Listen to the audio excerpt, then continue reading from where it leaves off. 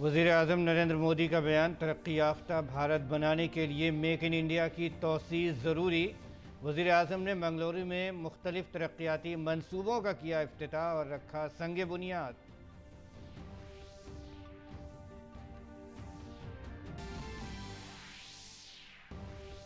मरकज़ी वज़ीर दाखिला अमित शाह आज तिरुवनंतपुरम में जनूबी जोनल कौंसिल की 30वीं मीटिंग का करेंगे इफ्तिताह।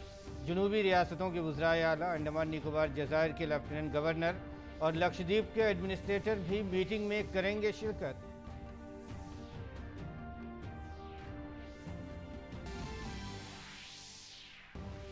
वज़ीर ख़ारजा एस जयशंकर की मुत्तहिदा अरब इमारात के सदर से मुलाकात। बाहमी स्ट्रेटेजिक ताल्लुकात को नई बुलंदियों तक ले जाने में एस जयशंकर ने की उनके किरदार की सताइश।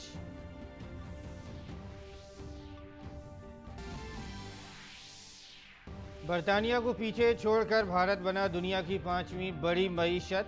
अमेरिका, चीन, जापान और जर्मनी भारत के साथ दुनिया की 5 बड़ी मईशतों में शामिल।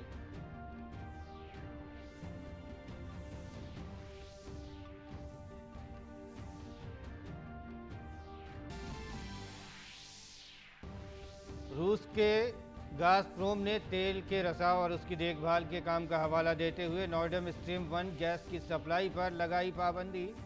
क्रेमलिन ने कहा कि रूस कीमतों की हदें आयद करने वाले ममालिक को तेल फरोख्त कर देगा बंद। यूरोप की गैस की सप्लाई मुतासिर।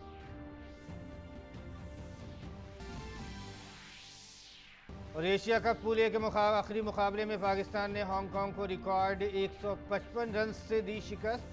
आज से शुरू होने वाले सुपर 4 के पहले मैच में श्रीलंका और अफगानिस्तान होंगे आमने सामने।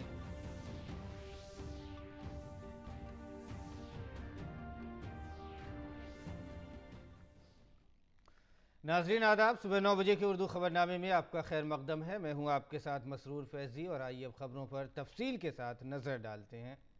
सदर जमहूरिया द्रौपदी मुर्मू आज IIT दिल्ली के डायमंड जुबली फेस्टिवल की इख्तितामी तकरीब से खिताब करेंगी। इस मौके पर मरकज़ी वज़ीर तालीम धर्मेंद्र प्रधान और हुकूमत हिंद के chief scientific adviser Ajay Kumar Sood भी मौजूद रहेंगे। सदर जमहूरिया IIT दिल्ली के रिसर्च एंड इनोवेशन पार्क और IIT दिल्ली के ज़रिए तैयार करदा टेक्नोलॉजी की नुमाइश का भी इफ्तिताह करेंगे। गौरतलब है कि IIT दिल्ली मुल्क के बेहतरीन इंजीनियरिंग कॉलेजों में से शुमार होता है। IIT दिल्ली का क़याम 1961 में हुआ था। कौमी अहमियत के हामिल इस इदारे को 2018 में इंस्टीट्यूट ऑफ इवेंट्स का दर्जा दिया गया।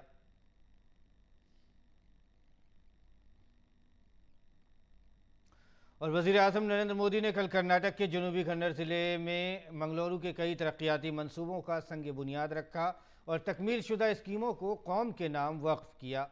इस मौके पर वज़ीर-ए-आज़म ने मंगलुरु में तकरीबन 3,800 करोड़ रुपए की लागत वाले मशीनकारी और सनतकारी के मंसूबों का इफ्तिताह किया और संग बुनियाद रखा।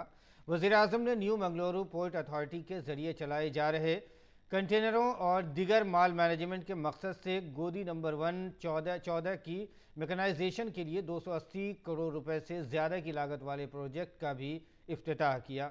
इस मंसूबे का पहला मरहला कामयाबी से मुकम्मल हो चुका है। वज़ीर-ए-आज़म ने तकरीबन 1000 करोड़ रुपए की लागत से बंदरगाह के ज़रिए चलाए जाने वाले 5 प्रोजेक्टों का संग बुनियाद भी रखा। इन मंसूबों से तारकोल और खुर्दनी तेल बरदार जहाज़ों के काम के वक्त कम हो जाएंगे और फ्रेट चार्जेस कम होकर भी कम हो जाएंगे। वज़ीर-ए-आज़म मोदी ने कोलाई के माहीगीर बंदरगाह की तरक्याती काम का भी संग बुनियाद रखा। इससे माहीगीरी और आलमी मंडी में बेहतर कीमत मिलने के इम्कानात बढ़ जाएंगे।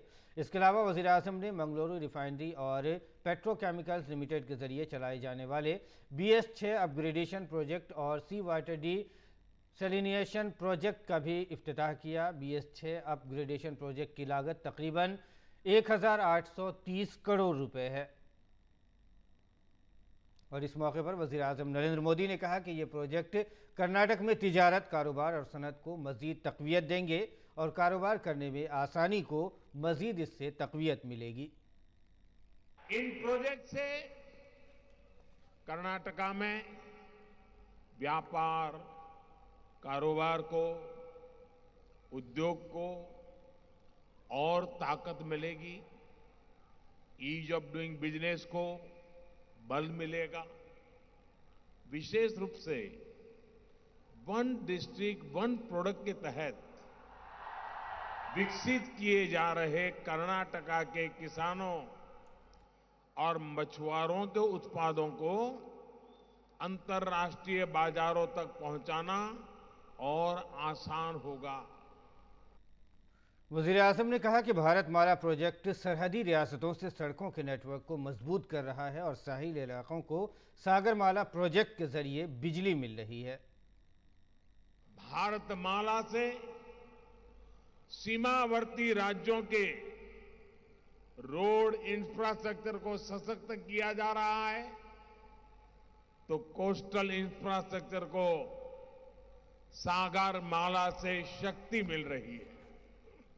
भाइयों और बहनों, बीते वर्षों में देश ने पोर्ट लेड डेवलपमेंट को विकास का एक अहम मंत्र बनाया है। इन्हीं प्रयासों का परिणाम है कि सिर्फ 8 वर्ष में भारत के पोर्ट्स की कैपेसिटी लगभग 2 गुनी हो गई है। इस मौके पर उन्होंने कहा कि डबल इंजन वाली हुकूमत मुल्क की उमंगों की तकमील के लिए दिन रात कोशां है। डबल इंजन की सरकार देश के लोगों की आकांक्षाओं को पूरा करने के लिए दिन रात मेहनत कर रही है। देश की जनता की आकांक्षा हमारी सरकार के लिए जनता के आदेश की तरह है। देश के लोगों की आकांक्षा है कि भारत में वर्ल्ड क्लास इंफ्रास्ट्रक्चर हो। आज देश के कोने कोने में आधुनिक इंफ्रास्ट्रक्चर का निर्माण हो रहा है। देश के लोगों की आकांक्षा है कि हमारे ज्यादा से ज्यादा शहर मेट्रो कनेक्टिविटी से जुड़े हो। हमारी सरकार का प्रयास है, उसी की वजह से पिछले 8 साल में मेट्रो से जुड़े शहरों की संख्या 4 गुना हो चुकी है। देश के लोगों की आकांक्षा है उन्हें आसानी से हवाई उड़ान की सुविधा मिले। उड़ान योजना के तहत अब तक 1 करोड़ से ज्यादा यात्री हवाई जहाज में सफर कर चुके हैं। देश के लोगों की आकांक्षा है कि भारत में क्लीन इकोनॉमी हो। आज डिजिटल पेमेंट ऐतिहासिक स्तर पर है। मरकजी वज़ीर दाखिला अमित शाह आज तिरुवनंतपुरम के कोवल्लम में जनूबी जोनल काउंसिल की 30वीं मीटिंग का इफ्तिताह करेंगे। वज़ीर दाखिला अमित शाह इस मीटिंग में शिरकत के लिए जुमे की शाम तिरुवनंतपुरम पहुंचे। मीटिंग में केरला के वज़ीर आला पिनराई विजयन और दीगर जनूबी रियासतों के वज़राए आला, मरकज़ के ज़ेर इंतज़ाम इलाके, अंडमान निकोबार, जज़ायर और लक्षद्वीप के मुंतज़मीन भी शिरकत करेंगे। वज़ीर दाखिला जनूबी जोनल काउंसिल के चेयरमैन हैं, जिसमें आंध्र प्रदेश, कर्नाटक, केरला, तमिलनाडु, तेलंगाना और पुडुचेरी शामिल हैं। इस मौके पर मुमताज़ शख्सियात के एजाज़ में खुसूसी सकाफती प्रोग्राम भी मुनक़िद किया जाएगा। भारत में 5 इलाक़ाई कौंसिलें हैं, जिसका क़याम 1957 में रियासतों की तंजीम 9 एक्ट 1956 के आर्टिकल 15-22 के तहत किया गया है। और बीजेपी के कौमी सदर जेपी नड्डा हरियाणा के दौरे का आज उनका दूसरा दिन है। जेपी नड्डा आज पंचकुला में माता मनसा देवी मंदिर का दर्शन करेंगे। इसके बाद जेपी नड्डा नामवर खिलाड़ियों से बातचीत करेंगे। जेपी नड्डा पंचकुला में बीजेपी के पार्टी कारकुनों के साथ मीटिंग भी करेंगे। जेपी नड्डा पंचकुला में बीजेपी और जेजेपी लीडरों के साथ मीटिंग करेंगे, जिसके बाद वो चंडीगढ़ के लिए रवाना होंगे। जेपी नड्डा चंडीगढ़ में हरियाणा हुकूमत के वुज़रा के साथ मीटिंग करेंगे। मीटिंग के बाद बीजेपी सदर जेपी नड्डा एक प्रेस कॉन्फ्रेंस भी करेंगे। और आइए बढ़ते हैं अब अगली खबर की तरफ। उत्तर प्रदेश में एनसीआर की तर्ज पर रियासती राजधानी खित्ता बनाया जाएगा। उत्तर प्रदेश के वज़ीर आला योगी आदित्यनाथ ने हुक्म दिया है कि लखनऊ और मुल्का अजला को शामिल करके उत्तर प्रदेश रियासती राजधानी खित्ते के लिए तजवीज़ तैयार करें। रियासती राजधानी खित्ते में लखनऊ के साथ साथ उन्नाव, सीतापुर, रायबरेली, बाराबंकी, कानपुर नगर और कानपुर देहात शामिल हो सकते हैं। वज़ीर आला योगी आदित्यनाथ ने कहा है कि वज़ीर आज़म के विज़न के मुताबिक अगर हमें $1 ट्रिलियन की मईशत का हदफ हासिल करना है तो हमें शहरकारी को बढ़ाना होगा। इसमें तरक्याती इदारों का किरदार बहुत अहम है। हमें शहरी मनसूबाबंदी का मॉडल देना होगा। वज़ीर आला ने कहा कि तरक्याती मनसूबों का फ़ैसला करते वक्त आइंदा 50 साल की सूरत हाल को जहन में रखें। मास्टर प्लान में मनसूबाबंद तरक्की का मुकम्मल ब्लूप्रिंट होना चाहिए। उन्होंने कहा कि तमाम हुक्काम अपने विज़न के मुताबिक ऐसी कोशिशें करें। नई दिल्ली में वाक़ PhD chamber of commerce and industries ने एजुकेशन समिट 2022 का एहतमाम किया। कौमी तालीमी पॉलिसी पर मबनी इस कॉन्फ्रेंस में मुल्क के तमाम इदारों के माहिरीन ने निज़ाम तालीम की बेहतरी के लिए तबादला ख्याल किया। इस मौके पर साइंस और टेक्नोलॉजी के मरकज़ी वज़ीर डॉक्टर जितेंद्र सिंह ने कहा कि तलबा की हमाजहत तरक्की के लिए नई तालीमी पॉलिसी में कई अहम इस्लाहात किए गए हैं। Broadly speaking, this NEP 2020 seeks to address issues at 4 levels. A, rectify many of those anomalies which had existed over the past, which through this policy are being sought to be rectified, if not wholly, at least to a very large extent, and that will pave the way for further rectification if required. University grant commission के chairman M Jagdish Kumar ने कहा कि नौजवानों को खुद कफील बनाने की सिमत में बड़ी कोशिशें करते हुए नई तालीमी पॉलिसी में हुनरमंदी को फ़रोग़ दिया गया है और भारत बरतानिया को पीछे छोड़कर दुनिया की 5वीं बड़ी मईशत बन गया है। ब्लूमबर्ग की रिपोर्ट के मुताबिक भारत ने बरतानिया को 6ठे नंबर पर ढकेल दिया है। ख्याल रहे कि भारत के साथ साथ दुनिया की 5 बड़ी मईशतों में अमेरिका, चीन, जापान और जर्मनी शामिल हैं। मईशत की दर्जाबंदी में बैनुल अक़वामी मालियाती फ़ंड की तरफ से मुरतब करदा GDP डेटा की बुनियाद पर की जाती है। वाज़ेह रहे कि एक दहाई कबल भारत मईशत की दर्जाबंदी में 11वें नंबर पर था। और आगे बढ़ते हैं। वज़ीर ख़ारजा एस जयशंकर ने जुमे को मुत्तहिदा अरब इमारात के सदर शेख मोहम्मद बिन ज़ायद अल नहयान से मुलाकात की। वज़ीर ख़ारजा ने भारत और मुत्तहिदा अरब इमारात के दरमियान स्ट्रेटेजिक ताल्लुकात को नई बुलंदियों तक ले जाने में उनके किरदार की सताइश की। मुत्तहिदा अरब इमारात के सरोज़ा दौरे पर वज़ीर ख़ारजा एस जयशंकर और वज़ीर आज़म नरेंद्र मोदी की जानिब से अबू धाबी के हुक्मरान शेख मोहम्मद के तई नेक ख्वाहिशात का इजहार किया। उन्होंने ट्वीट किया, मेरी मेज़बानी करने के लिए वज़ीर आज़म शेख मोहम्मद बिन ज़ायद अल नहयान का शुक्रिया। वज़ीर आज़म नरेंद्र मोदी की तरफ से ज़ाती नेक ख्वाहिशात और मुबारकबाद के पैगामात भी दिए। हमारी मजमूई स्ट्रेटेजिक शराकतदारी को नई बुलंदियों तक ले जाने में उनकी रहनुमाई का अहम ताउन रहा है। इससे कबल एस जयशंकर ने जुमेरात को अबू धाबी में मुत्तहिदा अरब इमारात के अपने हम मनसब शेख अब्दुल्ला बिन ज़ायद अल नहयान के साथ 14वीं भारत अरब इमारात मुश्तरका मीटिंग की सदारत की थी।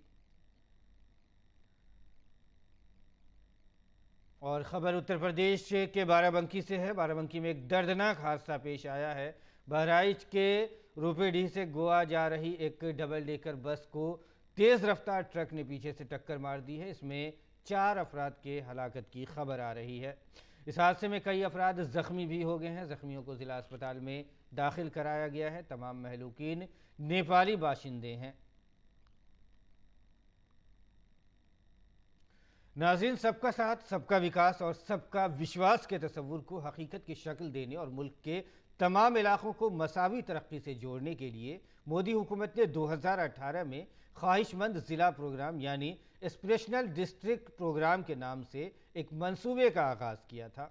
अब जबकि इस मंसूबे के 4 साल मुकम्मल हो चुके हैं, हदफ वाले अजला में भी तब्दीली की हवाएं चल रही हैं। आइए देखते हैं महाराष्ट्र के ज़िला वाशिम से ये खुसूसी रिपोर्ट। वाशिम रियासत महाराष्ट्र के उन 4 अजला में शामिल है जो इंसानी तरक्की के इशारे में काफ़ी पीछे हैं और जिन पर मरकज़ी हुकूमत की एस्पिरेशनल डिस्ट्रिक्ट प्रोग्राम के तहत खुसूसी तवज्जो दी जा रही है।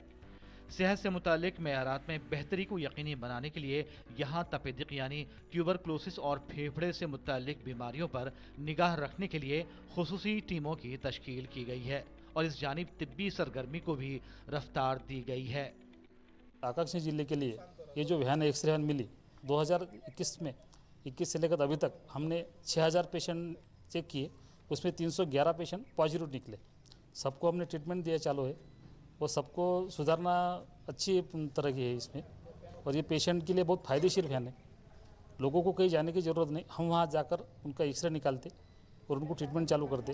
तर्ज़ ज़िंदगी और दीगर वजूहात से इस ज़िले के लोगों तक रसाई कर चुकी सेहत की परेशानियों से अब हुकूमत का ये मंसूबा निमट रहा है और यहाँ के लोगों को भी इसका फ़ायदा मिलता दिखाई दे रहा है। पहले घर को मेरे दम था, खोखला वगैरह था। अब उनकी गाड़ी उन्होंने बाकी गाड़ियाँ उन्होंने मेरा एक्सरे निकाला। एक्सरे निकालने के बाद उन्होंने मेरे को गोलियां वगैरह दिया। खोखला निकला था, अब कुछ खोखला नहीं, ताप नहीं, कुछ नहीं। मेरा वजन भी बढ़ गया। मुझे सर्दी, खांसी और बुखार था। मेरे गांव में एम्बुलेंस आई और मेरी जांच की गई और उसके उपरांत मुझे दवा दी गई। मुझे 500 रुपये भी दिए गए। अपने मुख्तलिफ तरक्याती मनसूबों के जरिए सेहत सहूलियात तक लोगों की पहुँच आसान करने का अज़्म जाहिर कर चुकी मरकजी हुकूमत जिस तरीके से एस्पिरेशनल डिस्ट्रिक्ट प्रोग्राम के तहत काम कर रही है, ख्याल किया जा रहा है कि भारत जल्द ही इंसानी तरक्की के इशारे में भी और बेहतर मुजाहिरा करता दिखाई देगा। Bureau report, DD news Urdu खबरें। और शुमाल मशरक़ी रियासत त्रिपुरा में जल जीवन मिशन ने तकरीबन आधा सफ़र तय कर लिया है। मरकज़ी हुकूमत की ये कामयाबी है कि रियासत का पानी की रसाई के आदाद-ओ-शुमार 2.5% से बढ़कर 53% तक पहुँच चुका है।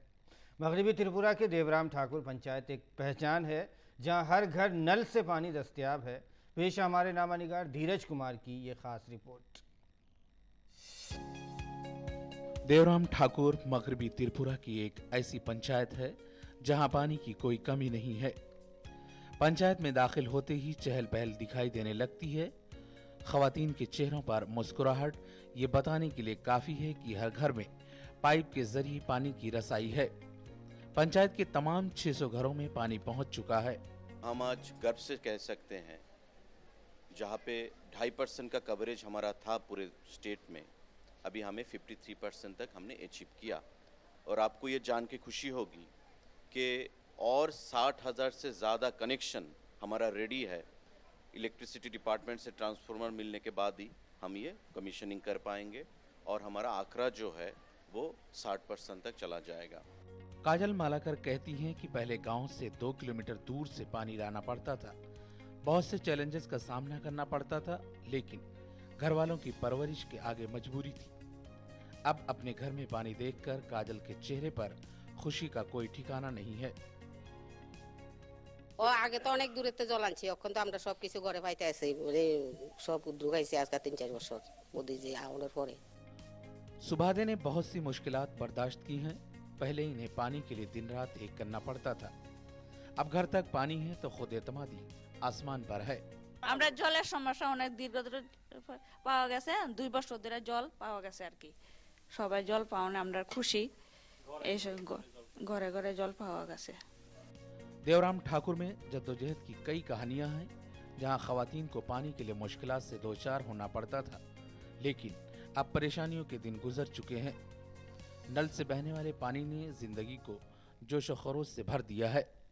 देवराम ठाकुर ग्राम पंचायत में नल से बहता जल ये बताने के लिए काफी है कि यहाँ के घर घर तक पानी की पहुँच बन चुकी है।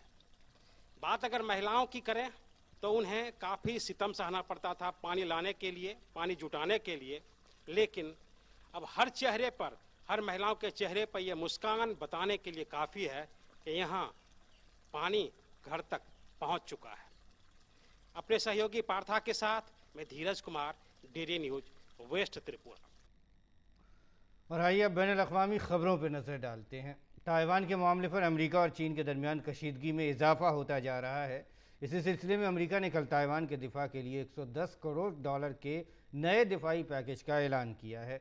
ये बड़ा ऐलान अमेरिकी स्पीकर नैन्सी पेलोसी के ताइवान के दौरे के तकरीबन 1 माह के बाद किया गया है। इस पैकेज के तहत दुश्मनों की मिसाइलों को ट्रैक करने में ताइवान की मदद के लिए अमेरिका एक रडार वार्निंग सिस्टम और 60 आला किस्म के मिसाइल फराहम करेगा।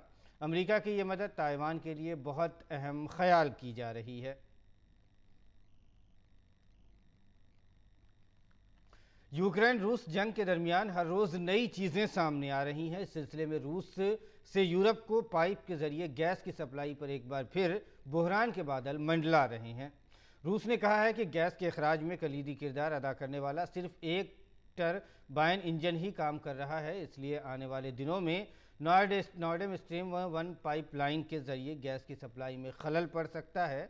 यूरोपीय यूनियन ने कहा है कि रूस गैस को इक़्तिसादी हथियार के तौर पर इस्तेमाल कर रहा है।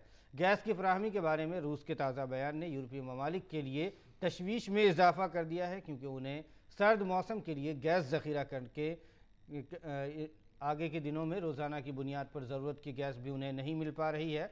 यही वजह है कि यूरोपीय ममालिक को जून के आखिरी हफ्ते से गैस बाकायदगी से नहीं मिल रही है। ख्याल किया जा रहा है कि रूस यूक्रेन की जंग के जवाब में रूस पर यूरोप की तरफ से आयद इक़्तिसादी पाबंदियों के जवाब में गैस की सप्लाई में खलल डाल रहा है। गैस की कमी की वजह से यूरोप शदीद मुआशी कसाद बाजारी के ख़तरे से दो चार है। काबिल ज़िक्र है कि गुज़िश्ता कई हफ्तों से नॉर्ड स्ट्रीम 1 पाइपलाइन से सिर्फ 20% गैस जर्मनी के रास्ते यूरोप को फराहम की जा रही है। रवा हफ्ते के 3 दिन गैस की सप्लाई नहीं हो पाई है। दरअसल रूस ने सप्लाई में मज़ीद खलल पड़ने की बात कही है। रूस की वार्निंग ने यूरोपीय ममालिक की तशवीश में इजाफा कर दिया है। और आगे बढ़ते हैं। श्रीलंका के सदर गोटाबाया राजपक्षे 7 हफ्तों के बाद श्रीलंका वापस पहुंच गए हैं। कोलंबो के भंडारनायके हवाई अड्डे पर उनकी पार्टी के अरकान पार्लियामेंट ने उनका इस्तकबाल किया, जिसके बाद वो सख्त हिफाजती इंतजामात के दरमियान साबिक सदर के तौर पर मुख्तस करदा रिहाइश गाह पहुँचे। हुकूमत मुखालिफ मुजाहिरीन के जरिए उनकी सरकारी रिहाइश गाह पर कब्जा किए जाने के बाद 13 जुलाई को गोटाबाया मुल्क से फरार हो गए थे। श्री राजपक्षे 2019 में ज़बरदस्त अक्सरियत के साथ हुकूमत में आए थे, लेकिन मुल्क के अब तक के बदतरीन मुआशी बहरान पर सड़कों पर होने वाले एहतजाज के बाद अपनी मुद्दत ख़त्म होने से 2.5 साल कबल ही उन्हें इस्तीफ़ा देना पड़ा था। बरतानिया में वज़ीर आज़म के ओहदे के लिए जारी इंतखाब के आखिरी मरहले के लिए वोटिंग ख़त्म हो गई है। इसके साथ ही साबिक़ वज़ीर ख़जाना ऋषि सुनक और वज़ीर ख़ारजा लिज़ ट्रस के दरमियान जारी इंतखाबी रस्साकशी भी अब ख़त्म हो गई है। कंजरवेटिव पार्टी के अरकान ने जुमे को फाइनल राउंड में अपने पसंदीदा उम्मीदवार के हक़ में वोट डाले। कंजरवेटिव पार्टी के तशहीरी हेडक्वार्टर ने कहा है कि वज़ीर आज़म की दौड़ के फ़ातिह का ऐलान पीर को दोपहर 12:30 बजे किया जाएगा। और अब खेल की खबरों पर आइए नज़र डालते हैं। एशिया कप में पूल ए के आखिरी मैच में पाकिस्तान ने हांगकांग को रिकॉर्ड 155 रनों से शिकस्त दे दी है। पाकिस्तान ने हांगकांग को अपनी ख़तरनाक गेंदबाजी की बदौलत 38 रन पर आउट कर दिया। जुमे की शाम को खेले गए इस मैच में हांगकांग ने टॉस जीतकर गेंदबाजी का फैसला किया। पाकिस्तान ने पहले बल्लेबाजी करते हुए मुकर्ररा 20 ओवर्स में 2 विकेटों के नुकसान पर 193 रन बनाए। पाकिस्तान की जानिब से दिए गए हदफ के ताक़ुब में हांगकांग की पूरी टीम 10 ओवर और 4 गेंद में 38 रन पर ढेर हो गई और शर्मनाक शिकस्त से उसे 2-4 होना पड़ा। ये T20 मैच में पाकिस्तान की सबसे बड़ी जीत है। इसके आखिरी बड़ी जीत 2018 में वेस्ट इंडीज़ के खिलाफ 143 रन की थी। इस जीत के साथ ही पाकिस्तान ने सुपर 4 में अपनी जगह बना ली है। अब सुपर 4 में पाकिस्तान का पहला मुकाबला इतवार को भारत से होगा। दोनों टीमें इस टूर्नामेंट में दूसरी बार आमने सामने होंगी। और एशिया कप में 2022 के इस कप में आज से सुपर 4 के मुकाबले शुरू हो रहे हैं। सुपर 4 का पहला मैच श्रीलंका और अफगानिस्तान के दरमियान शारजा में खेला जाएगा। एशिया कप का पहला मैच भी इन्हीं दोनों टीमों के दरमियान खेला गया था, जहां अफगानिस्तान ने श्रीलंका के खिलाफ यकतरफा जीत हासिल की थी। आज खेले जाने वाले इस मैच में श्रीलंका के पास अपनी शिकस्त का बदला लेने का मौका होगा। वहीं अफगानिस्तान की भी यही कोशिश होगी कि वो जीत का सिलसिला जारी रखे। यूएस ओपन 2022 के तीसरे दौर के मुकाबले में जारी मर्दों के सिंगल्स जुमरे में जीत हासिल करके फ्रेंच टेनिस खिलाड़ी कोरेंटीन मोटेट अगले दौर में पहुंच गए हैं। मर्दों के सिंगल्स के दूसरे मुकाबले में स्पेनिश खिलाड़ी पाब्लो क्रेनो बोस्टा भी अगले दौर में पहुंच गए हैं। तीसरे दौर के मैच में पाब्लो ने ऑस्ट्रेलिया के 23 वर्ष के एलेक्स मेनार को शिकस्त दी है। ख्वातीन सिंगल्स में सेरेना विलियम्स को शिकस्त का सामना करना पड़ा है। टूर्नामेंट के तीसरे दौर में सेरेना को क्रोएशिया की एज़ला तोमिजनोवोक से शिकस्त दे दी है। और नाज़रीन, आइए अब एक नज़र डालते हैं दिल्ली से शाये होने वाले उर्दू अखबारात के जायज़े पर।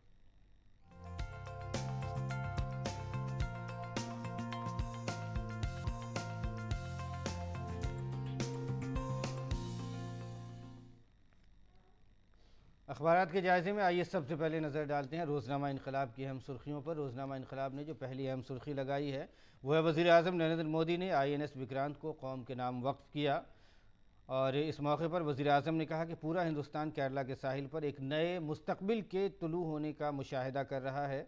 INS से विक्रांत के साथ हिंदुस्तानी बहरिया को दूसरा तैयारा बरदार बहरी जहाज़ मिल गया है, जिसको हिंदुस्तान में ही मुकम्मल तौर पर डिज़ाइन और तैयार किया गया है।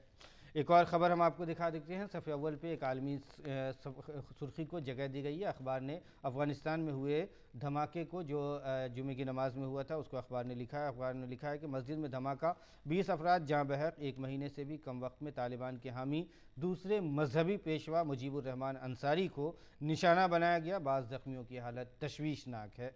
आगे बढ़ते हैं। रोज़नामा राष्ट्रीय सहारा की अगर अहम सुर्खियों की बात करें तो जनूबी कश्मीर में फिर टारगेट किलिंग, मजदूरों को गोली मारी गई। पुलिस सरबराह दिलबाग सिंह का शुमाली कश्मीर के कुपवारा ज़िले में मिलिटेंट्स का मुकम्मल सफाया होने का दावा है। आगे बढ़ते हैं। एक और ख़बर, कौमी तालीमी पॉलिसी 2020 हिंदुस्तान की ज़रूरतों के ऐन मुताबिक है। मरकज़ी वज़ीर ममलिकत डॉक्टर जितेंद्र सिंह ने कहा है कि वज़ीर आज़म नरेंद्र मोदी के ज़रिए मुतारफ़ कराई गई नई कौमी तालीमी पॉलिसी 2020 आलमी मेयारात के मुताबिक हिंदुस्तान की तालीमी पॉलिसी को नए सिरे से तरतीब देगी।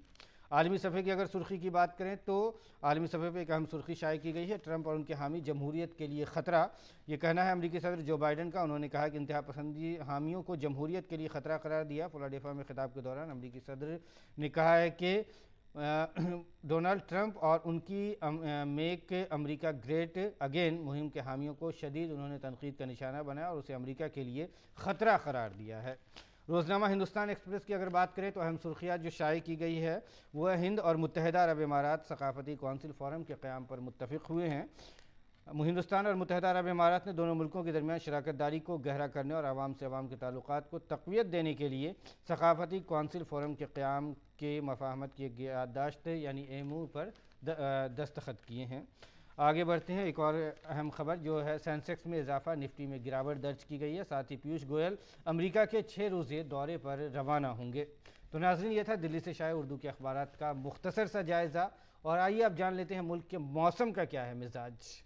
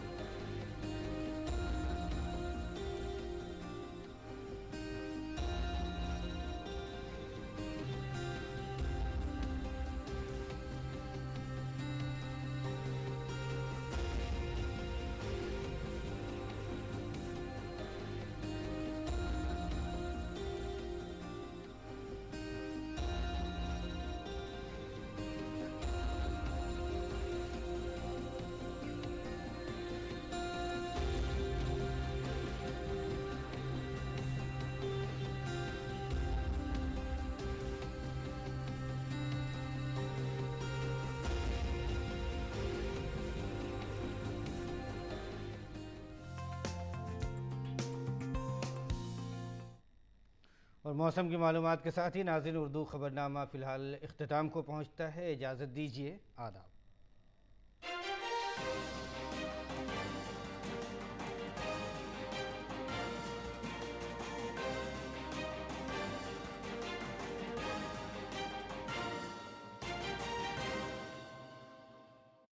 उस इंडिया कैसे तालमेल बिठाते हैं आप फिल्मों में और वेब सीरीज में? वही तालमेल बिठाना ही सारी लर्निंग है। चंडीगढ़ ने मेरा बेस बनाया मेरी फिल्म इंडस्ट्री में ग्राउंडिंग देने की। कुछ ख़ास लोगों को आज आप यहाँ गुफ्तगू के ज़रिए